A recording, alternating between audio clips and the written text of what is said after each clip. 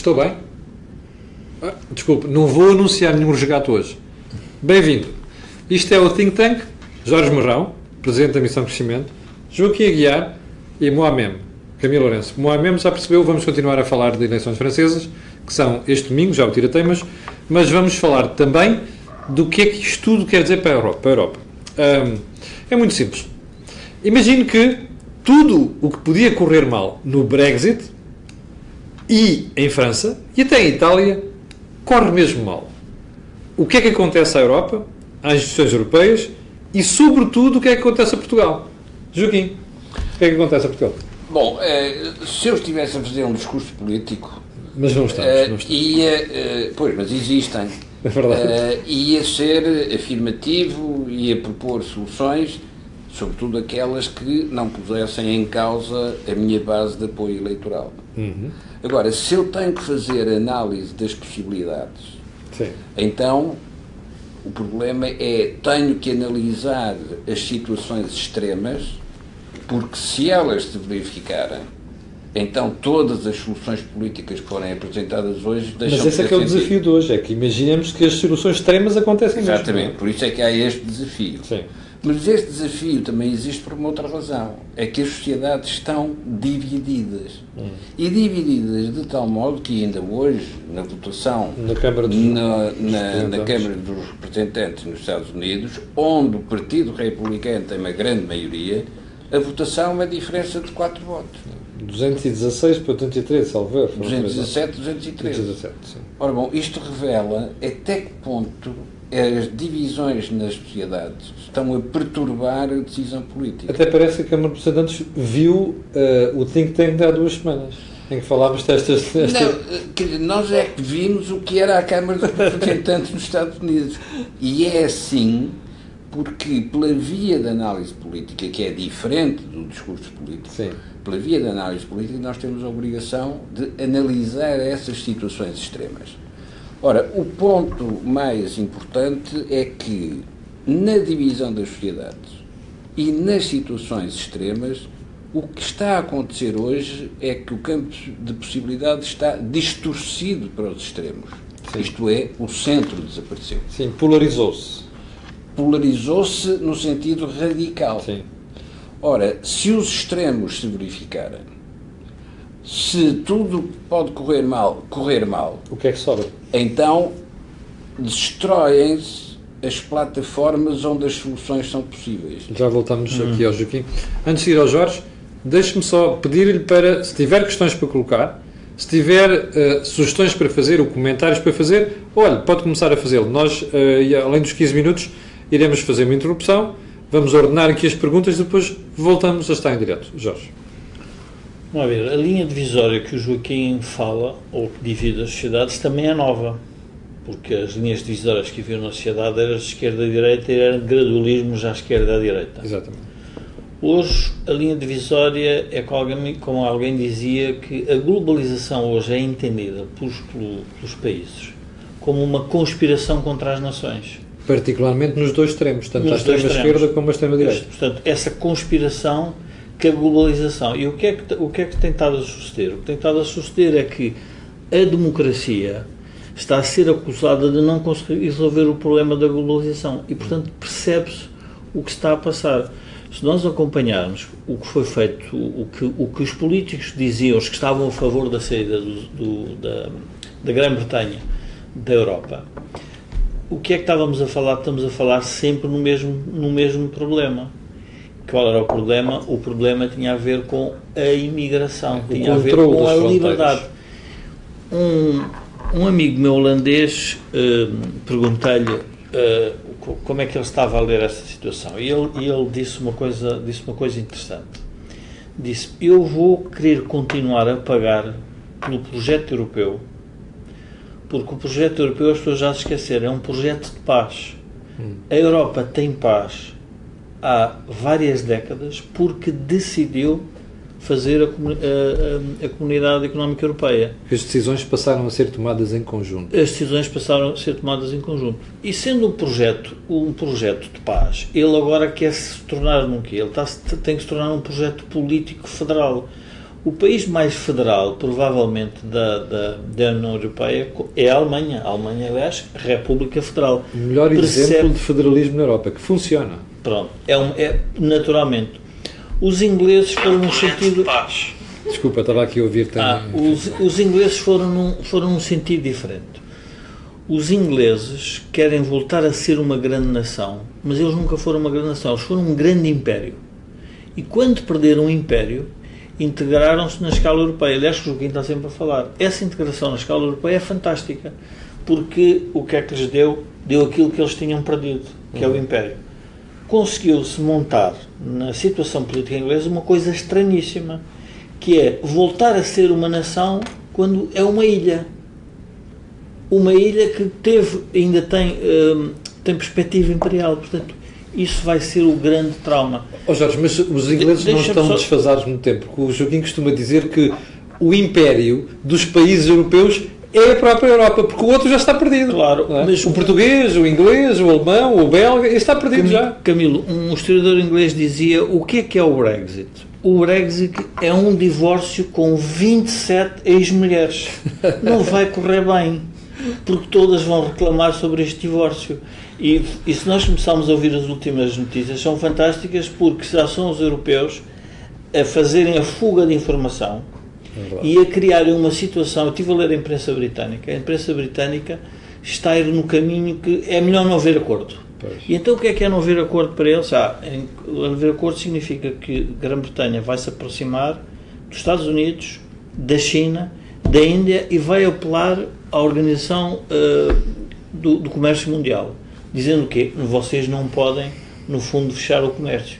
Mas o que é que perderam? Obviamente perderam a escala europeia. Exatamente. Joaquim, o Jorge, esta questão que o Jorge está a colocar, nós esta semana vimos o Frankfurter Allgemeine Zeitung fazer um leak, uma fuga de exatamente, das conversas entre a senhora Theresa May e o senhor Michel Barnier e o Jean-Claude Juncker.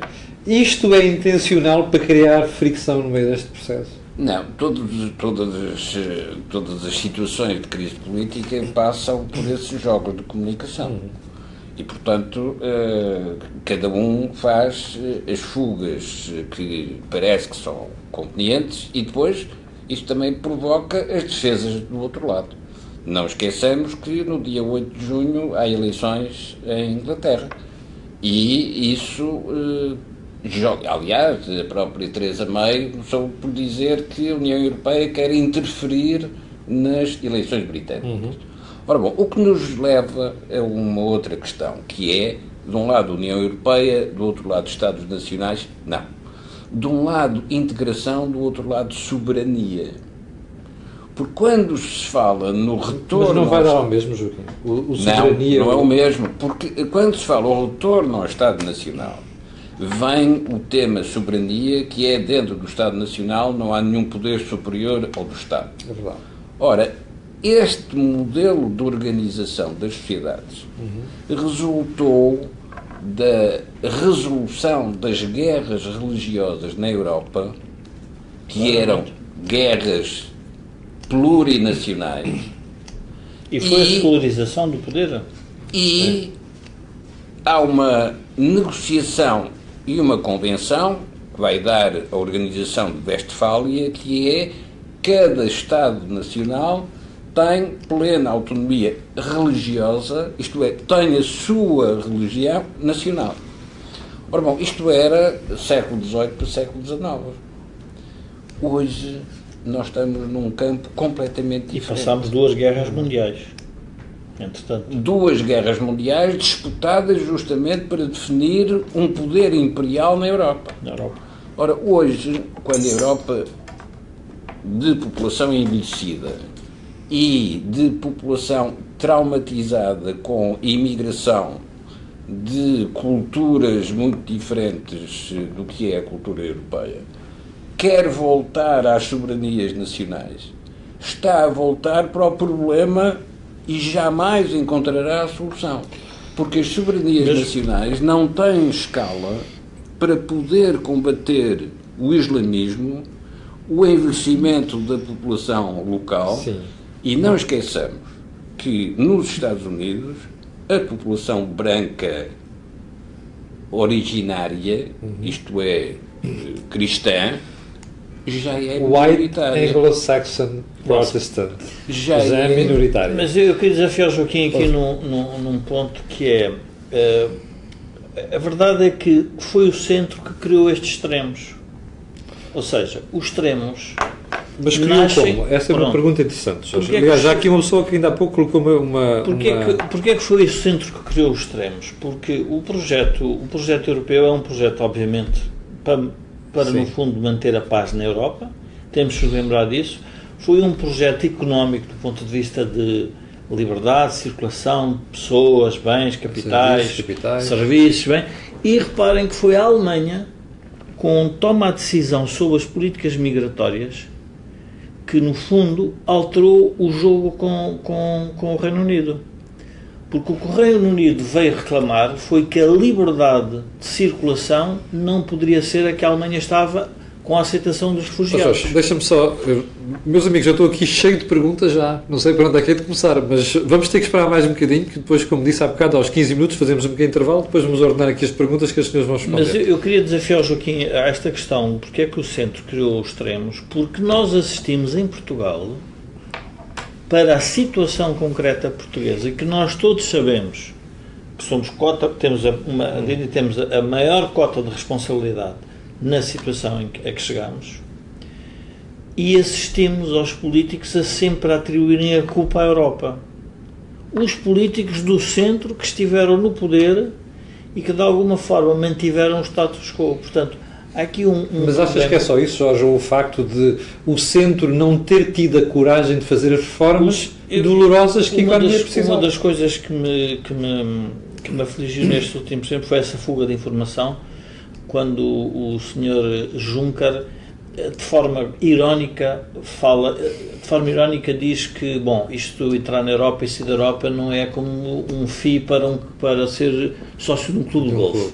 E, por outro lado, fez um comentário sobre a comida inglesa. Ora, este tipo de discurso, em que vai-se para as mesas da negociação, em que as partes estão a extremar as posições, em que a senhora May, também temos que lembrar que a senhora May está a fazer o que o senhor Cameron fez. O senhor Cameron queria, no fundo, ter legitimidade para decidir sobre a permanência ou seja, no fundo, para conquistar o partido, a permanência na Europa. E o que ela está a fazer é, também quer reforçar a legitimidade dela para fazer uma negociação. A pergunta é, qual é a negociação que ela quer fazer? Onde é que quer chegar? O Wall Street Journal desta semana trazia, salvo ver de terça-feira, trazia um artigo interessantíssimo que era assim: quer perceber o Brexit? Então veja o poder dos tabloides ingleses. Isto faz sentido? Faz, porque é pelos tabloides que as mensagens passam. E, sobretudo, passam... Mas são tabloides como o Sun, acho que... Quantos minutos é que já vamos? 13 minutos. Mas são tabloides como o Sun que condicionam depois a agenda dos políticos? Condicionam o eleitorado de base popular.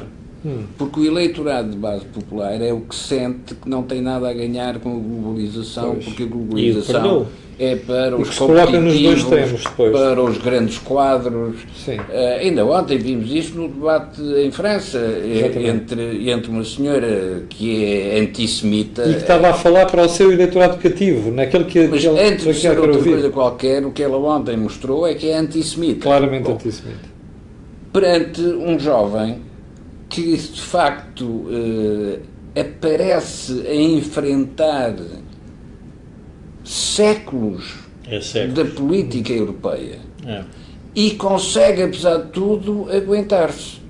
Agora, o que é que vai acontecer a este jovem dentro de um mês, quando souber o que são os resultados das eleições legislativas e tiver uma antissemita legitimada ao nível de pelo menos 40%? No Parlamento. Ora, é isto que significa a armadilha da soberania. Esta senhora só pode ser relevante em França, em mais sítio nenhum. Mas, se o eleitorado francês, ele próprio, condicionar toda a evolução da União Europeia, então uma falsa soberania, porque ela não conseguirá nunca impedir a penetração das populações árabes, uma falsa soberania, mas invocada na perspectiva do século XVIII, uma falsa soberania destrói... Pode dar cabo da Europa.